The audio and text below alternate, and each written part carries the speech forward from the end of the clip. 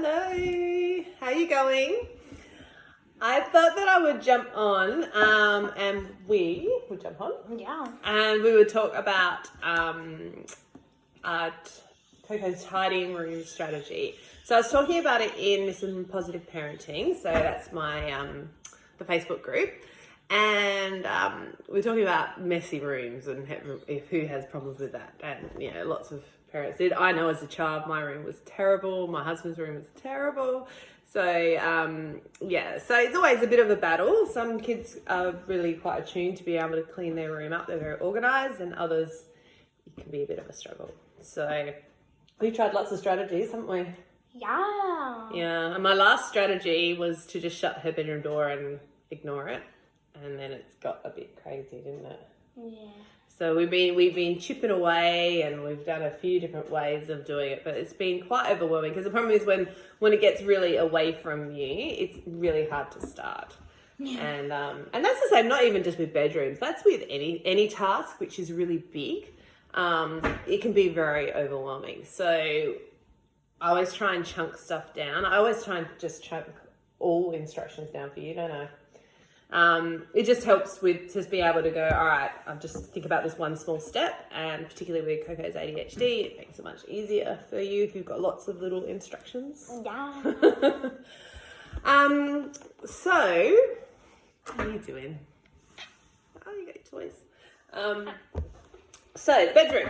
I digress. So what we did the other day when I was sitting at work, because we tried a few things, and what I was doing before this was like saying, well, look, just do 15 minutes a day. If you do 15 minutes a day, you'll get it done. But the problem is with the time-based tidying, quite often you get distracted, or you just wouldn't do anything.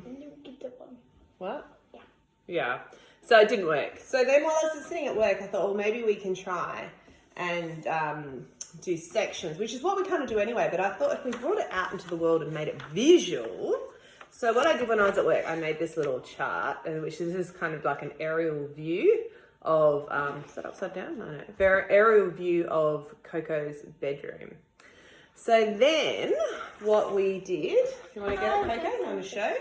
So she's not finished, but she's going through. I'm going to move the guys over here. So the first day she did the green area. And this was on Wednesday. I wrote it upside down. And then she did the pink area. And that was on Thursday. And then after school. And then today she did the yellow area. And that was like. And the good thing about this, because these are just areas of floor, but what she was also doing, so she was doing these after school.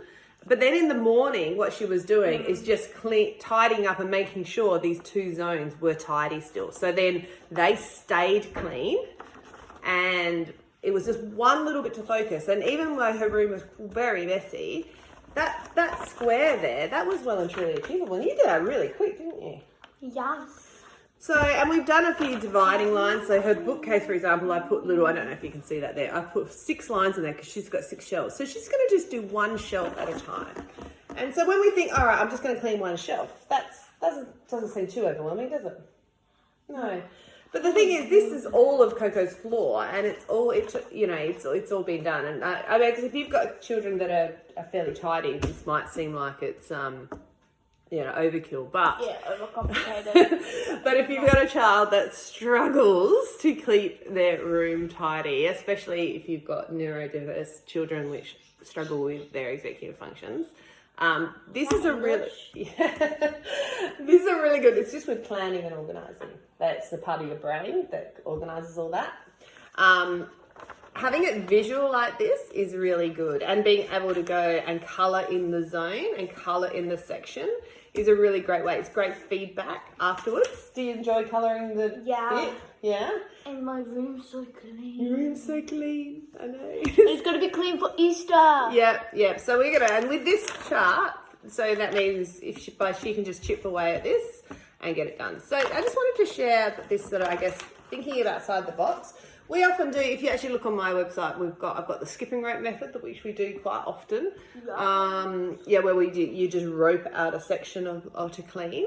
So I guess it's more extending on that, but having this visual plan afterwards, which we like a visual plan, don't we? What happened to your thumb? I'm stuck. You're stuck. So, what do you think? Got any thoughts to share, Coco? Well, I think that you guys should try it because it makes it really easy and less complicated because it looks like less. Yeah. Even though it is the same, it just looks like less when you're doing it in chunks and you've got it on a sheet because it's like an award when you get to colour it in. And you can choose your own colour. Yep. Yeah. Yeah. My favourite colour's green. That's why you did it first time. Cool. All right. Yeah. That's good.